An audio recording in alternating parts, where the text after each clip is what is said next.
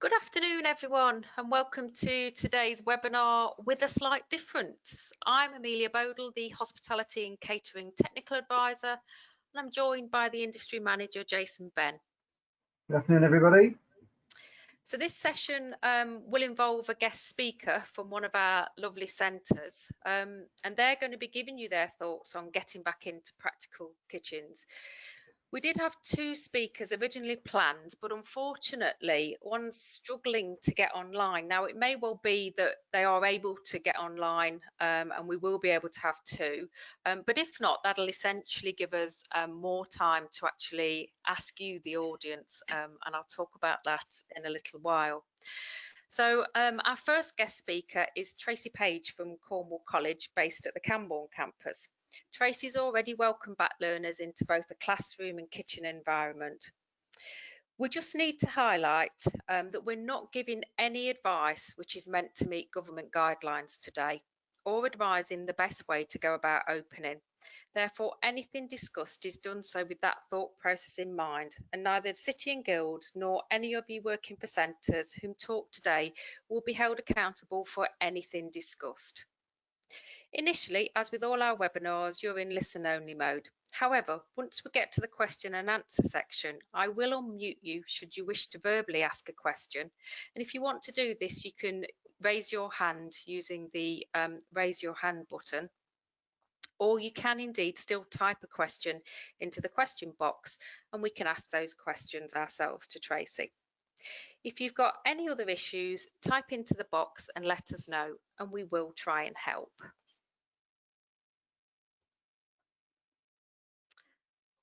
So the way we're going to run today, we'll be starting with Tracy, whom will explain plans that they've already put in place, how they all occurred, any special considerations, how well plans have worked, and any lessons learned.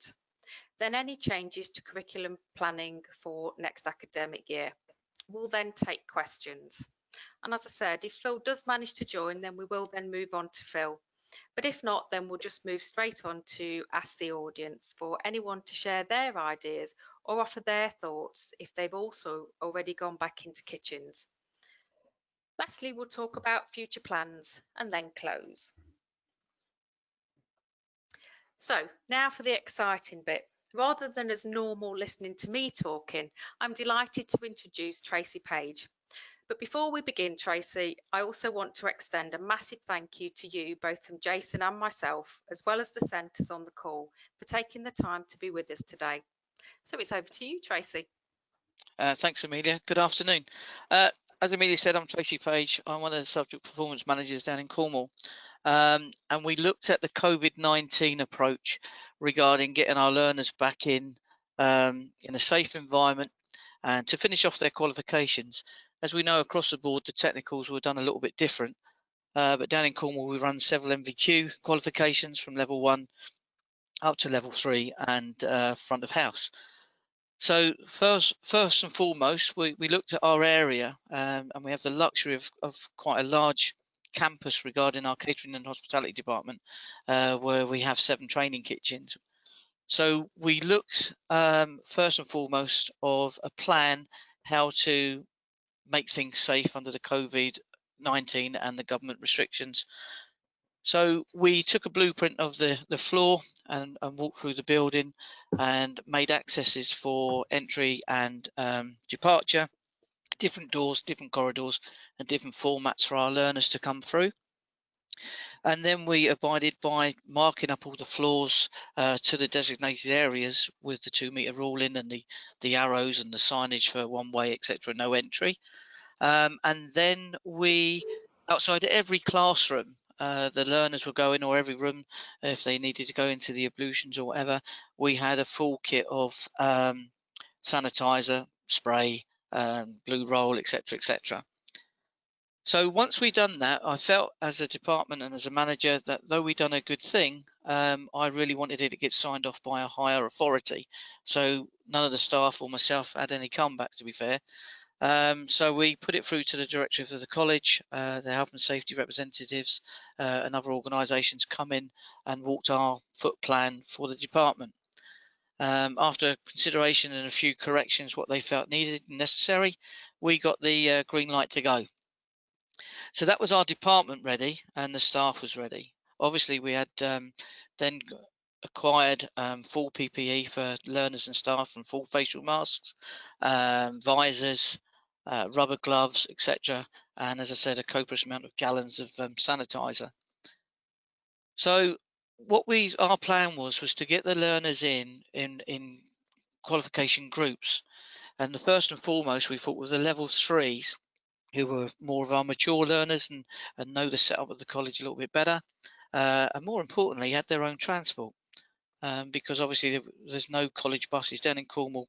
We have buses coming in from Bodmin, Weybridge and down from Land's End, so if geographically they could have a 45-minute to an hour trip on a bus, and the college wasn't going to open up that kind of transport because of COVID. So we had to get plans into place for our learners, and I'll expand that a little bit in a moment. So our level 3s, what we decided was to do is look at what they needed to do for their qualification, put that into action, get a format and a scheme organised, and then we sent a letter out to all the level 3 learners, inviting them in at a period of time. So we gave it about 10 days to a week for that one, for the level 3s, as it's going to be our first group in. We asked them to apply, and if they were comfortable coming in. If not, there will be alternative arrangements for them to finish their qualification off, set out by sitting guilds. The learners then had a set date to come in on the Monday. We'd done a 3-day program for them, and we looked at that. So our classrooms, for instance, which normally do our practical classrooms, normally sit 16 learners in with a little bit of room to spare. We decided then to turn that classroom into 4 individual classrooms, segmenting them all off with social distancing. So our learner got their own stove, their own refrigeration, their own workstation. So a workstation consisted of 2 stainless steel tables with all the equipment they needed, bowls, strainers and everything else, to do the task which was going to be set for the next 3 days.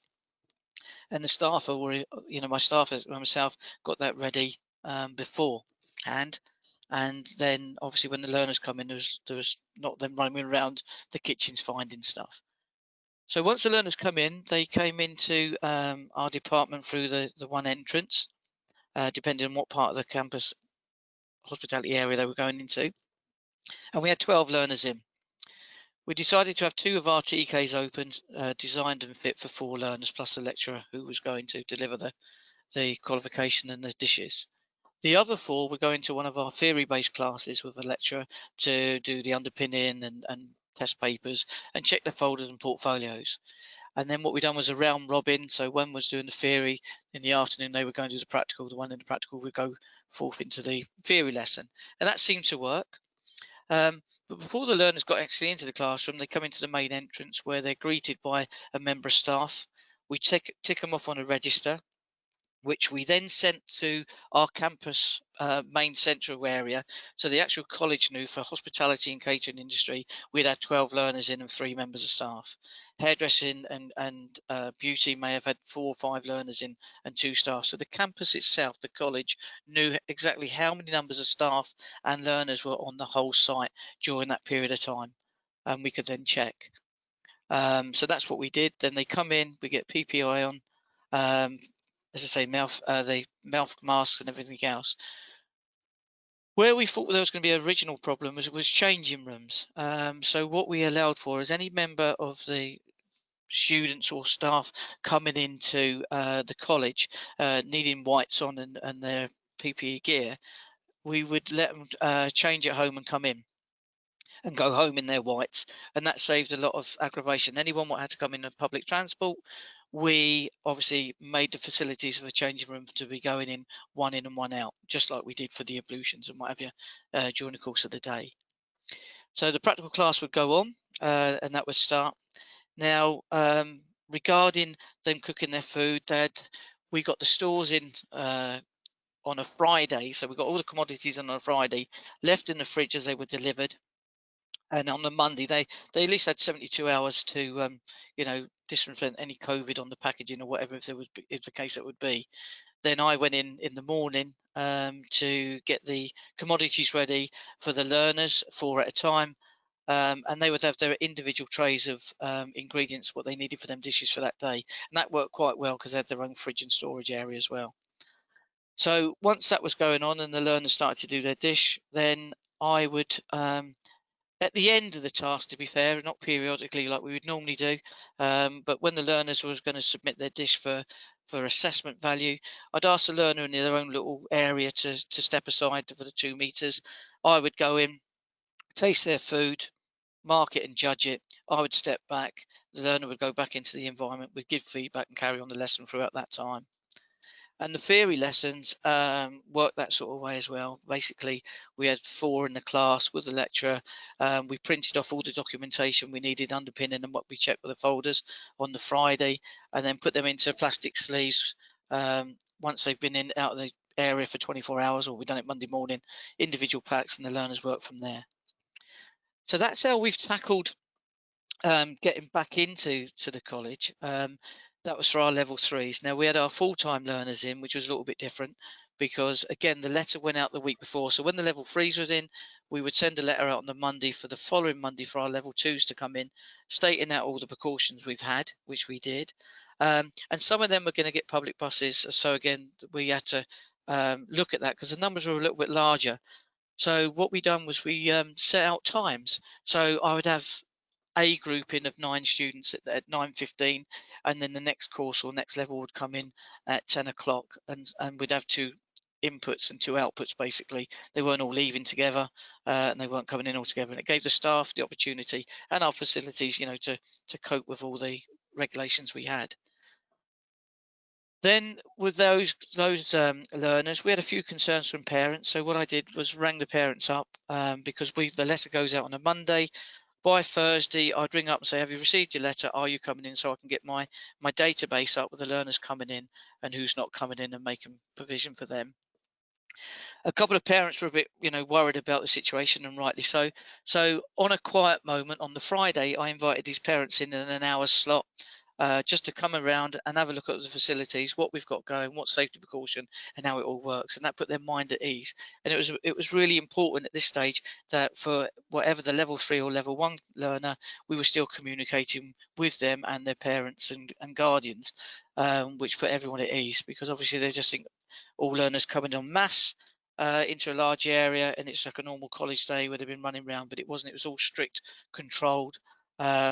And in fact, it was quite peaceful, really, because the small groups were just going around. So that was a bonus for me, and very few problems. So the parents come in, we gave them a quick, brief walk around and showed them everything, what was going on, and they was at ease. And the learners come in. I think I had about 3 learners over the whole level 3, level 2, and level 1 groups that didn't feel happy they wanted to come in, or circumstances from that if they were self-isolated. So that's what we looked at. We've obviously planned to do that, and it happened. Very few teething problems. I think what it has gave us is a good boundary for when we open up in September, the 7th, which is a government saying, or whenever our college is open.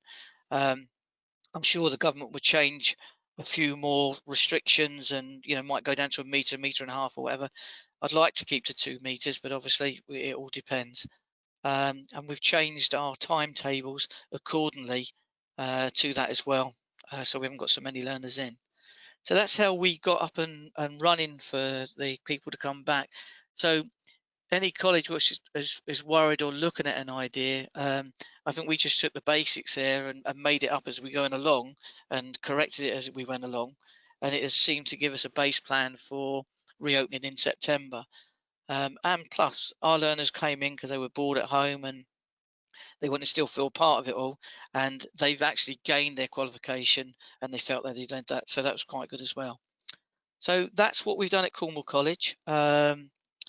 Obviously it's easier to answer some questions in a minute, but that's briefly how we got it all going. I'm sure I forgot a few things, and if a question comes up I'll be able to answer you that.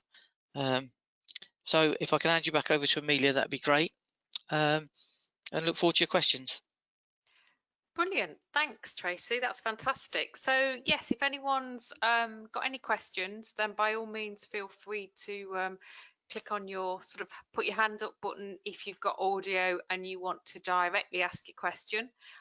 If you don't want to do that and you want us to ask the question, then you can type into the question box, and then obviously we can ask the question that you've posed. But just while sort of people are doing that, Tracy, are you going to make any changes to your curriculum plans for next academic year? Is there anything that you've changed?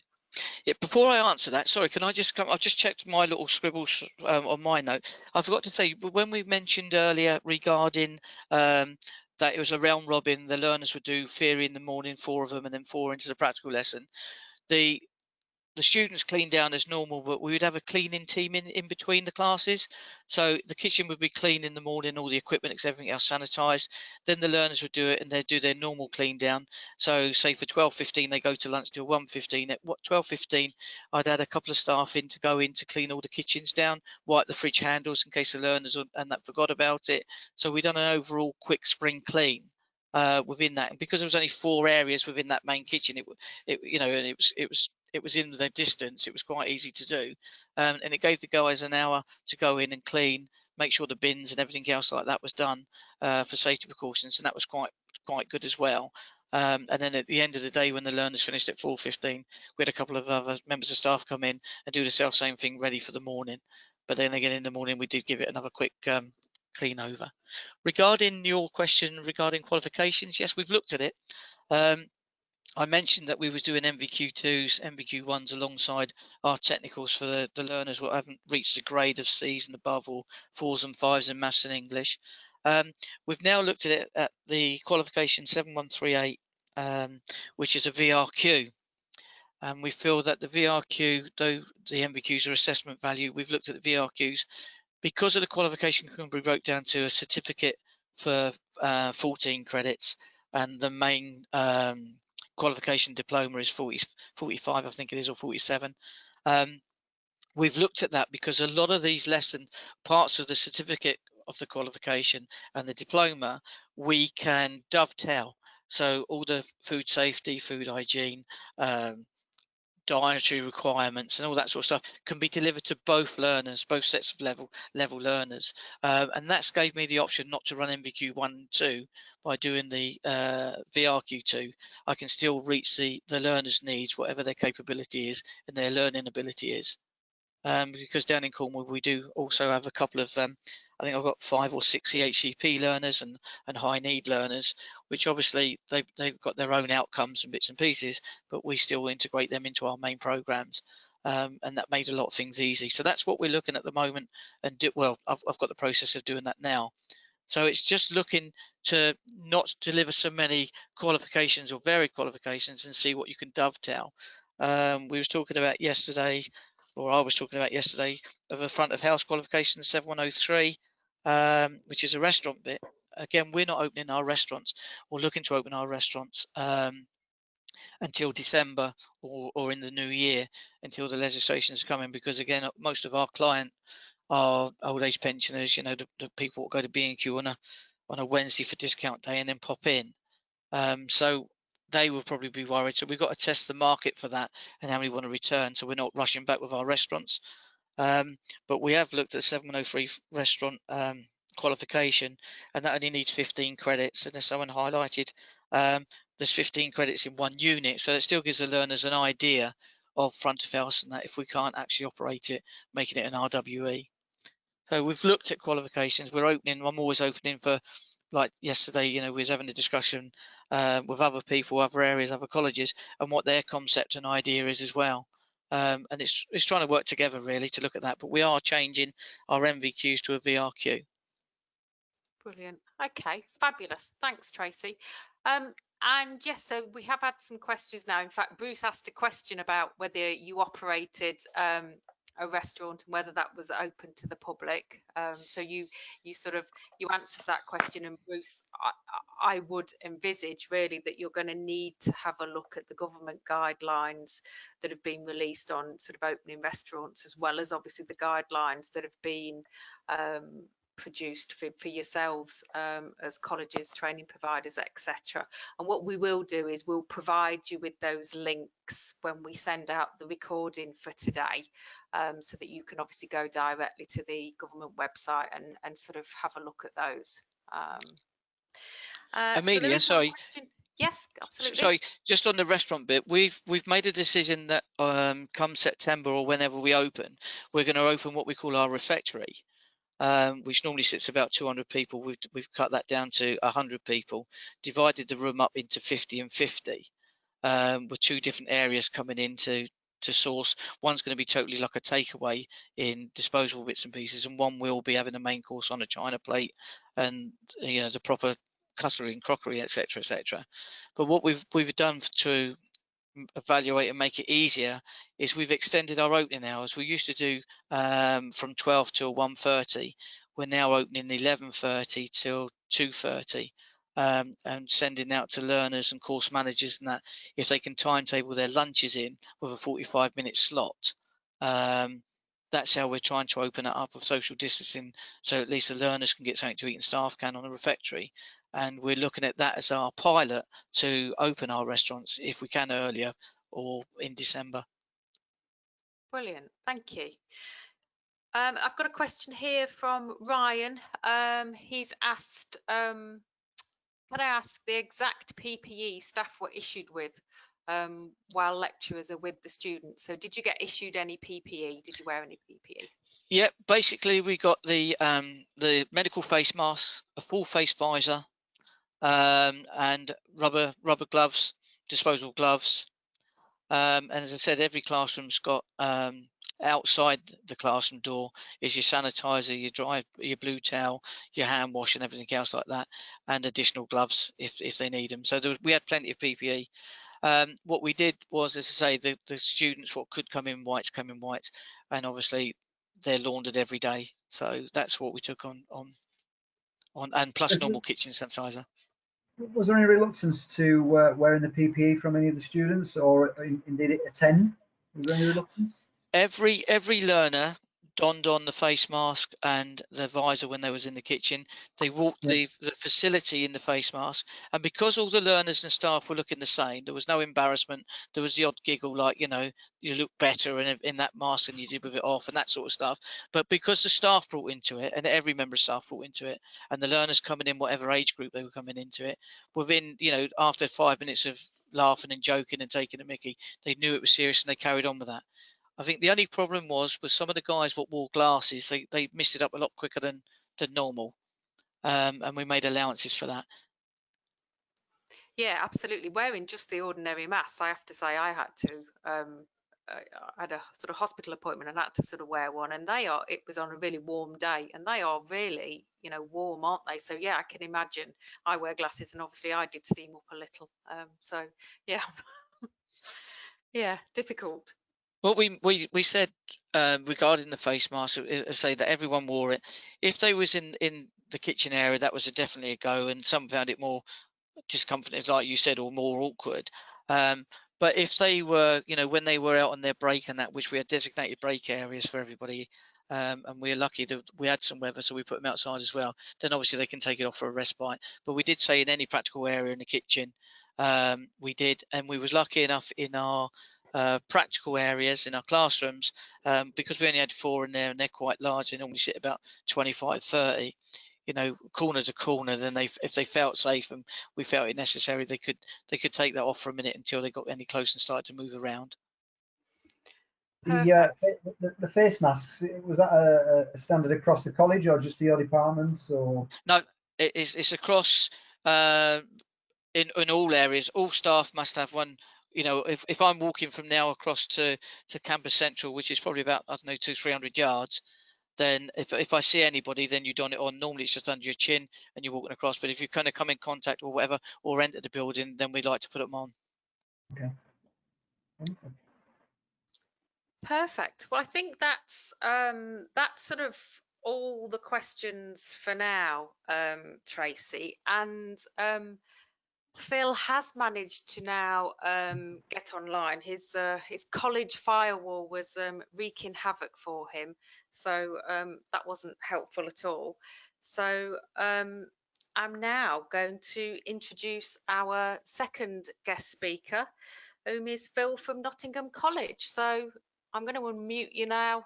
You're self-muted, Phil, so you just need to click on yourself on the microphone, and that'll unmute you. There we go. You're off. Great. Well, it's great to be here. And what I heard from Tracy was very similar to the way we've been working as well. We did send letters. It took a lot of planning, obviously, because it's something none of us are used to. And I think we need to bear that in mind as well. Whenever we think about what we've done or how we've done it, we have to think that all of this is new for everybody. So we are bound to make some mistakes along the way. As long as we learn from them, that's not a bad thing. Again, from us to start with, we sent letters to every student that needed to come in, and we decided that we were in such a good place, luckily, practically wise, that we only had one student that actually needed to complete any practical assessment to complete. Everyone else was fine, and it would have just been additional, really, to get those skills up and make sure we were okay with everything. But we did have quite a bit of theory work still to do, and so we take the decision that, and this was a team decision. We really talked about this for quite a while together and went through the pros and cons of it, and we decided that we made all theory sessions for SAQs or UPKs or whatever needed doing needed to be mandatory. They need to be compulsory for these students. And the practical sessions we were offering, we were going to offer one pastry specialist session and one practical kitchen session per group as just an additional, really, to keep their skills up so that students could come in and they could see all their friends and they could work in an industrial kitchen again. So we purposely timetabled one practical and one pastry session for every group. And each group was split into two, so they're all half groups. Today is our final day. This is our third week of getting all our students in. And I have to say, we've done 98% of those who needed to come in for theory have been in. And over the 3 weeks, we've had 76% of those practical students coming in, and for whom it was optional. So we feel that that's been a massive, huge success. And we're really pleased with it. All the students that have been in have really enjoyed being back. They've enjoyed seeing their tutors. They've enjoyed seeing some of their mates, and they've really enjoyed just getting back to doing some practical cooking. So for us, that was really, really worth it. When we sent the letters out, we also put a little piece on there that if any parents were concerned, they could telephone us and the tutors could easily speak to them. Nobody was too concerned. Nobody needed to come in and have a look. But if they were, then the offer was there. We obviously did a full risk assessment with our health and safety officer. And while we were doing the risk assessment for the kitchens and for the computer rooms and theory rooms, we also went round with a union rep. So to make sure that we'd got everything ready and right for all the staff as well as the students. You know, we'd measured out the amount of space we had in kitchens. We'd made sure there was sanitizer in every theory room, and in the kitchens we had sanitizer available, but we decided to go with the government advice of washing hands first rather than sanitizer. Sanitizer was to be a secondary precaution. So all of our students, firstly, when they came into a theory session or a practical session, we did a COVID-19 induction presentation to explain to them what it was all about and what their behaviours had to be as well. And then we had a simple 10-question sheet afterwards to make sure that they had got the information, and we'd save those for records as well. And that's gone down really well. And we were surprised at how many students knew all the answers before we'd done the induction. simply because of what they've been hearing or seeing on the TV. And they seem to grasp a lot of things very quickly like that. So I had a walk around with my team as well, just to make sure that they were all happy coming back to college before we had students in. And there were questions, and we discussed the amount of space we had and if everybody had to wear a mask or not. And we all discussed that, and we came back down to the recommendations that we were going to, as students came into the college grounds, they would all sanitize their hands anyway. We had a one way in, one way out system. They all sanitized as they came in. We did a register as they came in, and they were given a face mask. They could take their own face mask as they all came in. We provided those for everybody. We also decided that with the changing room scenario, that whites and their own knives would be brought in from home, or they could wear aprons, and we provided hairnets and gloves and hats as well. But we needed to avoid that, the changing room scenario, which we thought was going to be too difficult to manage.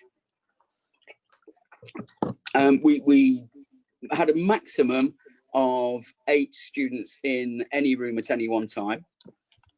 And if we had one practical session in the morning, and one pastry session in the morning, and one theory session, and then we would swap over in the afternoon. So they were 9 till 12:30, and then the next sessions coming in were 1:30 till 5.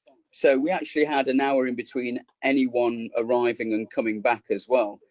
And we're in a lucky place at the moment where we have ample kitchens and theory rooms, so that for the vast majority of the time, except for 2 days out of 3 weeks, if the kitchen we used in the morning, we would use a different kitchen in the afternoon, and same with pastry and the same with theory. So the same room was never really used twice. And then overnight, at the end of the sessions and first thing in the morning, all the rooms were thoroughly deep cleaned by our college cleaning team. So we were really happy with the way it's been going, safety wise as well. We used a separate entrance to the rest of the college, because we also, on the campus we're on, we also had some hair and beauty students coming in. So the hair and beauty students have taken one side of the college to come in and out of, and we've taken the other side. So we can just help to avoid any other students, any other members of staff as far as we can.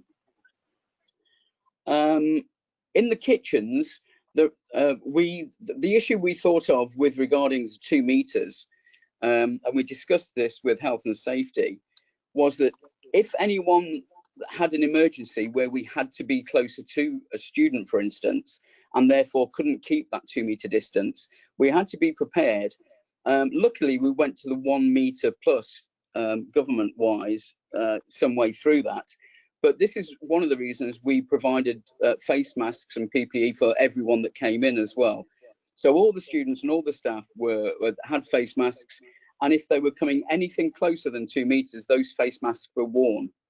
And what we did discover was that the students just latched onto that straight away.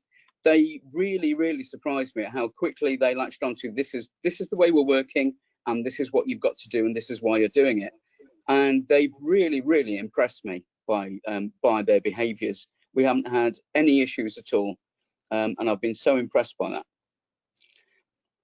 With theory classes and the computers, we had sanitizers at the door again, and we provided masks for those as well, and also alcohol-based wipes. So each student took a fresh wipe and cleaned their own mouse and keyboard when they logged on, and they cleaned them again when they left it. And that's just additional to the deep clean that happened overnight as well.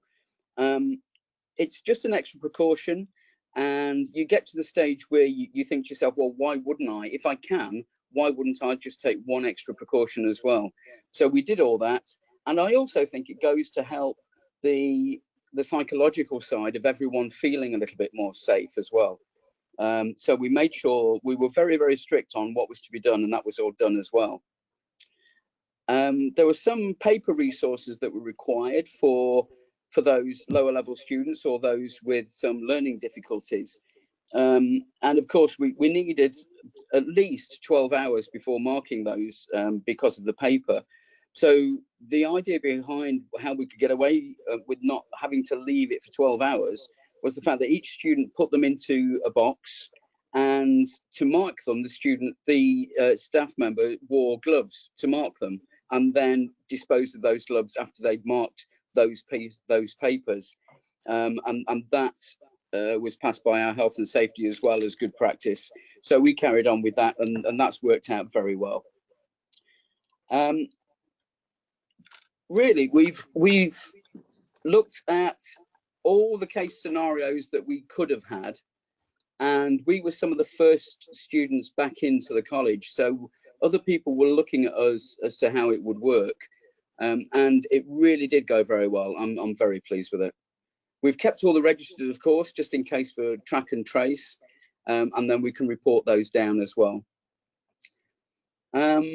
I think that's about it, probably. As for September, we're looking at that now, and we've learned a lot from this. I'm really pleased that we decided to bring students in for the practical and the theory, because we've learned a lot just by doing that. I'm in quite a lucky place at the moment, in that each of our groups does have 2 practical skills lessons and a pastry session separately. So I'm looking now at splitting each group into half, and some of the delivery is going to have to go online just to keep things up to date. But we think that we're going to be able to manage that on the short term. If we stick at 2 meters all the way through the next academic year, then I think we're looking at what we can deliver to the maximum. I mean, we deliver courses from entry 3 right up to, well, we do up to level 6, up to BA, but we have VRQs level 1 and 2 and 3. We have MVQs level 2 and 3, and certificates 1 and 2 as well. So we have quite a range, because the conurbation we have is a very wide range of students, quite a lot from a deprived area, quite a lot with educational difficulties, but then we have some high-flying ones as well. So we still feel we need to provide those range of courses. And we're also moving into a brand new campus build in January. So we're trying to cope with that as well, where we'll have a little less space than we have at the moment. So I'm hoping by Christmas we're a bit further ahead. Our restaurant, our public restaurant, we have a restaurant and a refectory area. Students work in both of those, including front of house and bar service. And unfortunately, we've had to move out of the old campus because we were moving into the new one, but the new one is not quite finished built yet because of COVID. So from September till December, we won't actually have our public restaurant to open anyway. So that's not too much of an issue for us, especially with the way the things are in the hospitality industry. But what we have managed to get is a very large room at the campus we're at now, where we can set up some restaurant tables, and we can at least develop customer care skills, we can develop food service skills, we can develop bar skills, we can still do that. And the students that were meant to be in the restaurant kitchen, we put in another kitchen anyway, so we can still do a session with them.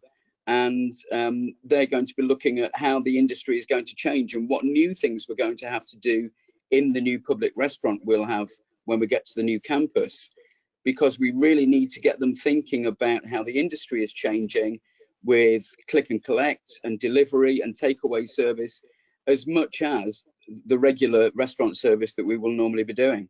So we've got quite a few things to get our teeth into over the next year. And online content is going to be a big part of that, I think. The issue, of course, there is with any vocational area is how do you do the practical side of it online. So we are just going to have to split the course up and bring half in at a time if that's where we still are with government legislation. And I think really, unless there are any questions, I think we've gone through what I need to cover. Brilliant. Thanks, Phil. That's absolutely fantastic. Can I just ask a question about your curriculum planning and the sort of hours that you have allocated for staff per learner? Is this going to impact on you guys? Are you going to expect more hours required for staffing, and has that been approved, or is that something that's still a question mark? No, not at all. We are still sticking to the same hours that we've been given, which is basically 24 teaching hours a week as a maximum. And we've been developing recently more online stuff anyway, which is great. But I've happened to have a fantastic team, as I'm sure you all have. But I've got a fantastic team who always go over and above. And we're all working together to develop all of this together. And so we don't have any additional, we're trying not to get additional sessions going because we simply don't have the space or the time to do that, especially when we move to the new campus, because that's smaller. So all my timetables I've based on the smaller campus, so that we're ready for when we move over, and that'll be less of an issue. And this is really the reason we're going to have to split the groups, because we're a bit concerned at the moment about how we're going to get all the content over. But of course, going back to a previous webinar and questions, we're hoping that City and Guilds help us out there and knock a bit on the head. Amelia. You heard me chuckle, clearly. Absolutely. And we are, yeah, so just to sort of back up what you've said there. So at the moment, Jason and I are very much talking internally with you know, those above us at City and Guilds as to what we can do in terms of anything for mitigation for this next academic year. And you've probably all of you seen released that, you know, Ofqual have already released consultation about that, though looking more at sort of GCSEs, etc. But it's absolutely there in our thought processes, and you know, we're sort of constantly taking that forwards as to sort of what we might be able to do. And one of the things I did want to mention around that anyway was, and you've already sort of said that, Phil, so I was going to sort of, you know, ask you a little bit about that. So, you know, you talked about using a classroom to be able to simulate, if you will, sort of restaurant service. And obviously, if you actually look at the 7103 qualification and you delve down into the assessment packs, etc., most things in there can be simulated, and it does actually specify that. So you know, for everyone, that's absolutely worth looking at, because you can still teach those skills, etc. And embed those skills and that knowledge, still using the sort of 7103 qualification. Somebody's asked a question, Phil, about what you're going to be doing with the food that gets produced by the students if you don't have an outlet. Well, we also have the college refectory, which is quite large. And so any food we're going to produce, we will be giving to them, transferring to them, so they can use it in there rather than order fresh food in to do all the hot meals with. And so that will then be used up in the staff and student refectory area. Brilliant. And you sort of talked about, you know, obviously the fact that, you know, the restaurant business has, you know, changed massively, and no doubt will you know, continue to develop in terms of sort of takeaway and all sorts of other services that people are offering, online apps and everything else. So yesterday, you know, we ran a similar session, and you know, there were a lot of people talking about whether it was possible to sort of open up pop-up restaurants sort of internally, whether it was possible to offer, you know, takeaway to staff, etc., and whether any of those things would clearly help. And obviously, absolutely. So, you know, if centres are still wanting to deliver, sorry, that's me dropping something. If centres are absolutely wanting to sort of still use the MVQ route, then you do need to speak to us about what your realistic work environments are, but obviously we can look at, you know, supporting you with those. So you will need to sort of talk to us. We'll need to talk to the EQAs. But, you know, there can be things that we can look at to support you with developing whatever your, you know, RWE situation will be, really. So I think that's worth, you know, sort of noting as well. Yeah, I mean, our RW is going to change. Obviously, I mean, like I say, the restaurant we had is closed now anyway because the building is being realigned. So now we're in a campus where we don't have a restaurant, although we're expecting to have a brand new restaurant in September. So now that's been delayed till January. And at the stage and where we are at with COVID, that's really not become too much of an issue for us. It's almost solved a problem of do we open, don't we open. So as long as we can provide the experience, because when we do get to the new campus in January, we will be expected to open that restaurant and get up and running as soon as possible to make up for lost time. So at least we can give the students the skills and a little bit of confidence in something they haven't done before we actually open to customers. Brilliant. Absolutely. And I've got a question, perhaps to both of you, but if I can sort of ask you first, Phil. So Elaine's asking, will you still be scheduled for 2 to 3 practical sessions next sort of academic year for, say, your VRQ level 1 and 2? Yeah, I'm timetabling the group for them, but what we'll end up doing is one of the practicals will be half of the group, and the second half of the group will do the other practical. So they'll only get 1 practical kitchen session each. We were talking only this morning about how we're going to do this with pastry, because they only have 1 pastry session per group, and we don't really want anyone to miss out on content. So we're going through the process of measuring out again and seeing how we can do that. We do have a spare pastry kitchen. I know that sounds a little mad, but that's because I've based all this year's timetables on the new campus, which I've said is smaller. So I've got a pastry kitchen I'm not using. So we could do that, but I don't have a spare lecturer. So at the moment, that is that I'm still trying to plan for that, and it is a bit of an issue in my own head of how we're going to get all the content done to all of the students, especially for those first 3 months. Yeah, absolutely.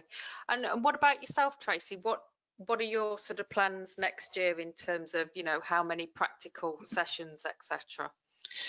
We've looked at it where we normally do a 4-day delivery. We've gone down to a 3-day delivery. So pretty much like Phil, we're looking at, depending on what numbers are coming on the course. At the moment, for the VRQ I talked about earlier, we've got 16 learners. So I'm going to break that down into 2 8s, and then in 2 practical classrooms, which are divided into 4.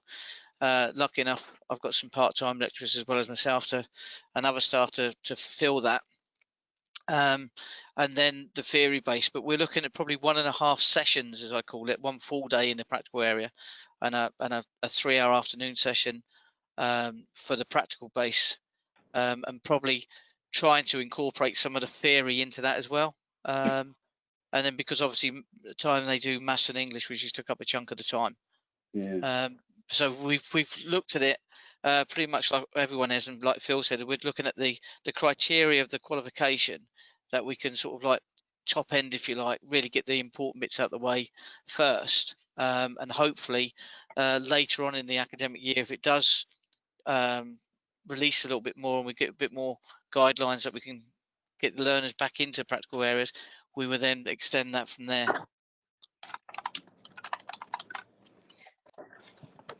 Excellent. I've got a question here from Matthew. Are either of you planning to deliver any sessions remotely? So obviously you've talked about sort of blended learning, haven't you? Are any of you sort of thinking, because we have heard sort of people say it before, that they're thinking about, you know, sort of having a tutor in a kitchen and then sort of delivering a cookery session, a skills session, if you will, and then, you know, sort of students being at home to be able to sort of view that sort of live cooking, as it were, demos. We tried down in Campbell during lockdown. We was obviously sending out the theory base and checking all that lot, but I've got some of the team to do videos, more so for like a community video which we put on our you know, website and everything else. It was me, bread and butter pudding or whatever it is, and salads, and the other staff getting involved. And the learners brought into that. What we found was one of my level 3 MVQs who had to self-isolate at home because her husband was pretty poorly. We sent her the recipes and everything else for her to do the dishes, and then send photographs and videos into it. She was struggling a bit with the commodities and the costing of it all, obviously down in Cornwall. So we looked at that and helped a little bit regarding that. But what we done as well, we done a pilot. I offered a competition at very early in March for our learners to, when they're cooking at home, is to what they're, you know, do a plan of what they're doing and the recipe and everything else. And that was going to give them some, you know, them and their family a meal in our restaurant. And I was quite pleasantly surprised on our 6120s. We had 13 students, and 11 constantly sent on everything from them making Rice Krispie cakes down to tiramisu. So I think it could work on those lines. But it's about the costs for the commodities for the actual learners. Yes, absolutely. And we've got Karen from York College who's asked a couple of questions. So I'm going to take you off mute, Karen. So you're self-muted now. So if you click on the microphone, you should be able to talk. Cool. I haven't really got any questions. It's just to say what we're doing at York College, really. I think we were, sorry. No, I said that would be brilliant. You go ahead. We were quite lucky because we didn't have to bring our students into college to do any practicals. They'd all got sufficient, and then the rest were adapted. So we were quite in a fortunate position. We did have theory to do, which we did through Microsoft Teams, which worked quite well. So we've sort of got all our students finished now. I think we're looking from September to doing a blended learning approach. So we're going to bring all of our students in for 1 day a week doing a practical. So they'll be with one tutor for the full day, doing as much as they can in that day towards their qualification. And then we're going online to do any GCSEs that they might need to do, plus theory and their tutorial slots.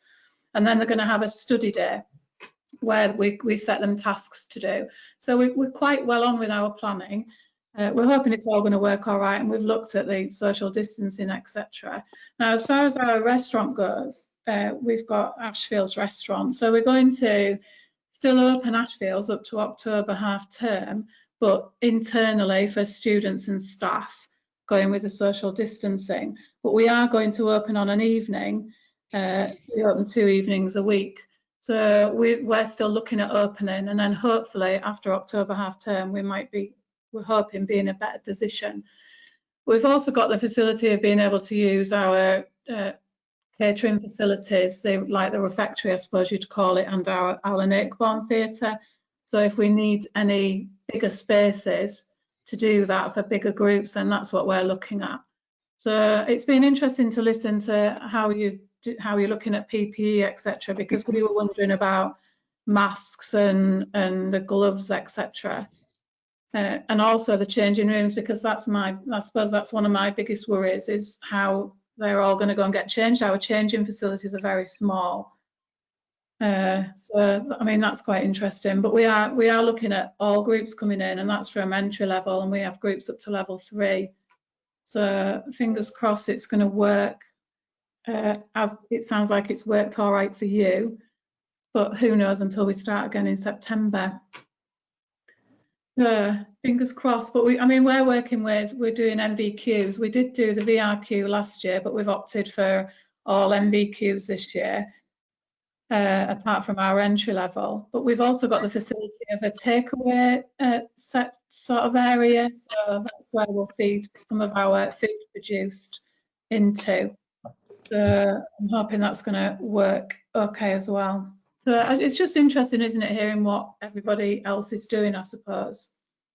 Absolutely, yeah, and I think that was the reason really for you know, a session like today, so that you know, people had the opportunity to hear what everybody else was doing, and obviously where you know, sort of Phil and Tracy have already started the process. You know, lots of people were planning to do that, so you know, hopefully it'll at least. And obviously they've both had you know, really positive experiences from it, Yeah. so you know, that's a good thing. Can I ask you, Karen, you sort of talked about opening your restaurant sort of 2 Yeah. evenings. Is that something new? Had you sort of not done that before, so were you No, doing no, that on the back of sort of getting some extra business and trying to sort of slowly open it up again? no, we've always been open. We open every lunchtime, Monday to Friday, and then we open 2 nights a week. But we're just conscious that we don't want to lose all our customers, basically. We've got a good customer base, so I didn't want to lose that. But like someone was saying, I don't know if it was Phil or Tracy was saying earlier, a lot of our customers are also elderly, so we appreciate that they're probably going to be reluctant to come back into college for a while, and also maybe shielding. So we're just going to do it on a limited basis on an evening, and recommend really that our elderly customers don't come in. But it's just giving the students somewhere, you know, a focus as well. And I mean, we're all going to be have to adapt, and the students are going to be the same when they go into industry. So we're just going to do it on a limited basis. But we've also bought in our kitchens, we've just purchased some induction hobs, because I was conscious that in our kitchens, we're all right for the space around the kitchens, but everybody comes together into a central range for the cooking. So that sort of worried me a little bit, and how we were going to manage that. So we've purchased about 10 induction hobs per kitchen. So hopefully that's going to help a little bit with being around the central range. So any other ideas? I'm quite happy to listen to. Karen, it's Tracy. You know, when you were saying about your restaurant, have you looked at actually how you're going to serve to the customers? Because there's a couple of something. Sorry, go on. No, I was going to say there's a couple of ideas which local areas are using and bits and pieces, and we're contemplating if we do eventually open, is either a table near the table where the customers are, and then the learner would drop it down, and then once he's moved away, they would pick it up. Or Amelia mentioned that she's been to a restaurant the other day where they had full PPE, and they dropped it in between the customers, serving left to right and everything else as normal. And I'm just wondering, as an educational establishment, because we obviously decided we're not opening our restaurants till December, but obviously forward planning, I'm interested in how people are going to approach that. Well, we aren't going to set any tables, so all the tables will have minimal things on. It is still something we are working on, but we're not going to have anything on the table. All the cutlery, etc., will be taken with any just like little sachets of salt and pepper, etc. So everything will go to the student, to the guest from the student, which the student will be in a mask and have gloves, etc.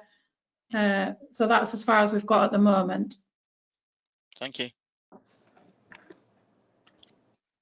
Yeah, it's interesting. I think you know, probably we're all going to spend the next few weeks, month maybe, sort of popping out and seeing you know what these sort of restaurants are doing. And I went to 2 different places, and they adopted completely different you know, methods. One didn't make me feel very safe, because they were very much leaning over, and I had nothing on at all.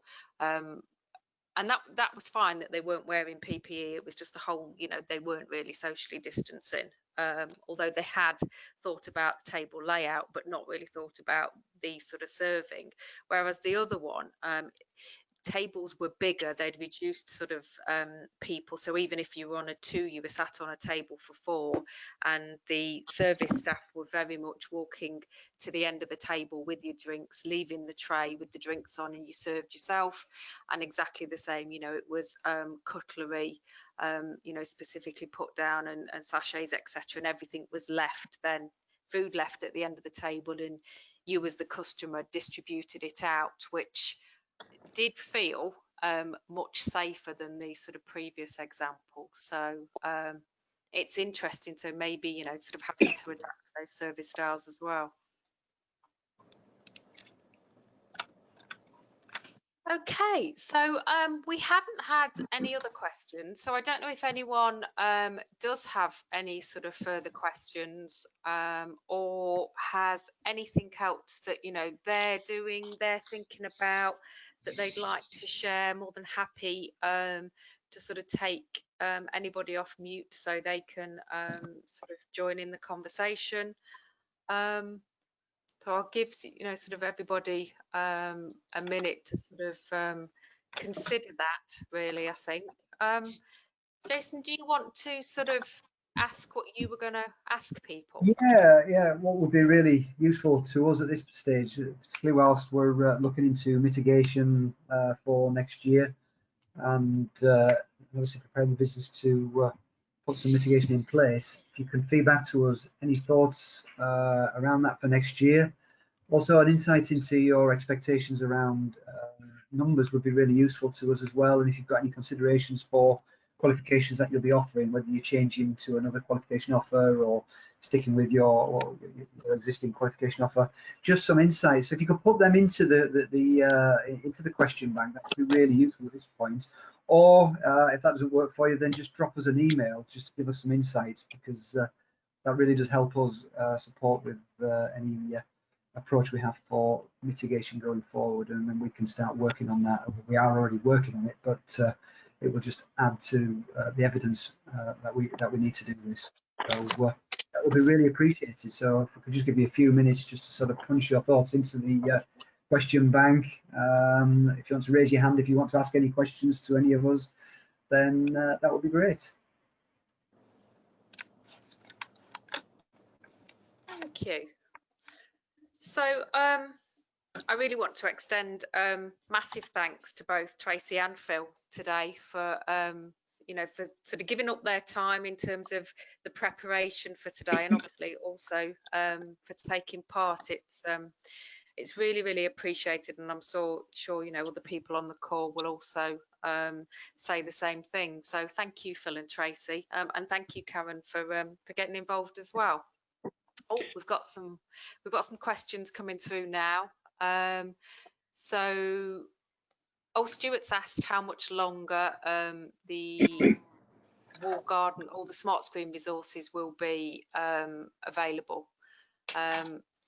So Stuart, we've asked that question as well. Actually, that was something else that we've asked, whether anyone's considering extending what was available in terms of sort of smart screens. So that's absolutely on our planner as well.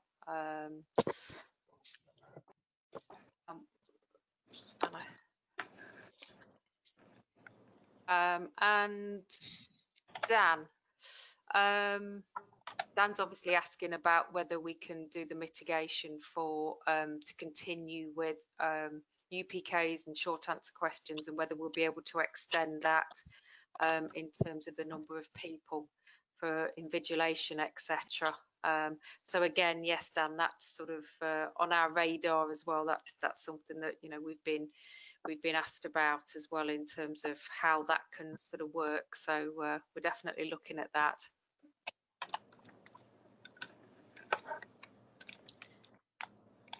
David, you make a good point as well. So David's saying that he's working in schools and he finds it hard to demonstrate taking into proof when he's taken into consideration school child protection policies.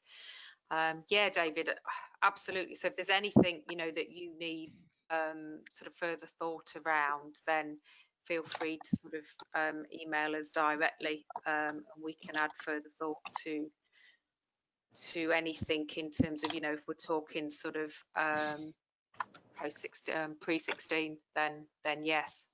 If we're talking sort of key stage 4 students, if we need to sort of consider something else, then absolutely do talk to us about that.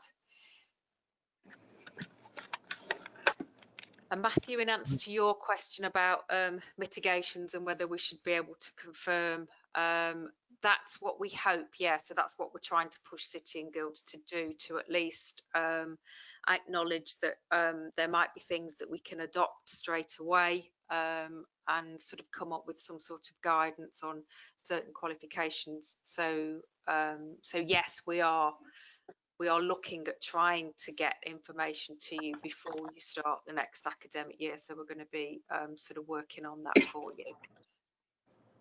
We also have, of course, to consider with some of the mitigation as well, and what they're going to provide as guidelines. So that may delay us, but our intention is certainly to give you as much information as we can prior to starting in September. So yeah, so you know, anyone that can sort of let us know, you know, what they're intending to deliver next year, because we can obviously, you know, sort of start with those qualifications, etc., and see where we can go with whether there's anything we can internally adapt in terms of assessment that doesn't need to go back to Ofqual. Clearly, anything that has to go back to Ofqual would take a lot longer and may or may not be confirmed. I think that, you know, that's the one thing that we do have to remember. But anything that we're in control of being able to amend, you know, then that's really what we want to be able to do for you all. So I'm going to sort of leave everything on for sort of a period of time in case people are going to sort of type into the question box what they might be doing. But I'm going to sort of wind the session up now, but I will leave it running for the next sort of 5 or 10 minutes if people are sort of typing in. So again, a big thank you to Phil and to Tracy, and also to all of you for attending. I hope you found it useful, and a little bit different, but a little more participative, I hope. We will be sending out a recording of this session to everyone who registered. If anyone's also got any further ideas on how we can support you with anything else like this in the future, then more than happy to sort of set these type of webinars up again as well. So please do feel free to email us. I'm hoping that many of you are going to take a well-deserved break soon. And so I really just want to end by wishing you all a lovely summer. Stay safe and keep well. Thanks very much, Amelia. It's Thank been you. a pleasure. Thanks, Phil. Thanks, Phil. Thanks, Thank you, Tracy. Tracy. You're welcome. Pleasure. Thank you. Bye, guys. Bye.